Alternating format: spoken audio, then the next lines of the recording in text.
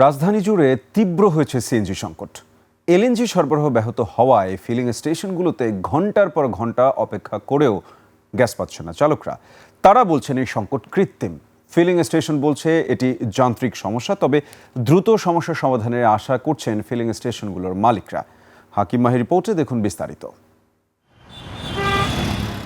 LNG সরবরাহ ব্যাহত হওয়ায় রাজধানী জুড়ে দেখা দিয়েছে সিএনজি সংকট। ফিলিং স্টেশনগুলোতে ঘন্টার পর ঘন্টা অপেক্ষা করেও গ্যাস মিলছে না। এতে চরম ভোগান্তিতে পড়েছেন সিএনজি চালিত যানবাহনের চালক, গণপরিবহন খাতের কর্মী ও যাত্রীরা।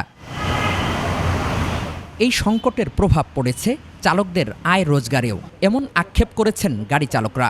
ইনকামে বন্ধ যাবে, আমরা চলবো কিভাবে, ফ্যামিলি চালাবো কিভাবে?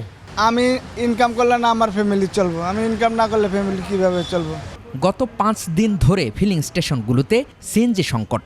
গাড়ি চালকরা জানান, কৃত্রিম সংকট সৃষ্টি করে গ্যাসের দাম বাড়ানোর পরিবেশ তৈরি করা হচ্ছে।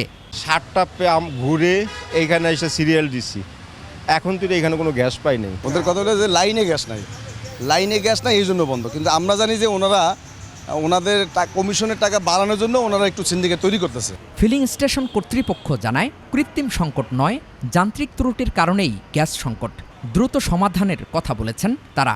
এটা মালিকরাই বন্ধ করে নেয়। তো মালিকরা যদি এই যে রাত 12টা পর্যন্ত চলছে, সকাল 9:30 পর্যন্ত চলছে, এরপরে হঠাৎ গ্যাস নেই। গত পরশু দিন থেকে বন্ধ, দুপুর 1টার পরের থেকে। আর গতকালকে 2-3বার মেশিন স্টার্ট দিয়েছিল, গ্যাস নাই, মেশিন অটো বন্ধ হয়ে গেছে। এদিকে সকল সমস্যা সমাধানের জন্য আগামী 30 জুলাই 18 ঘন্টা সিএনজি স্টেশনগুলো বন্ধ রাখার ঘোষণা দিয়েছে সিএনজি ফিলিং ওনার্স অ্যাসোসিয়েশন। হাকিম মাহি, 21 টেলিভিশন, ঢাকা।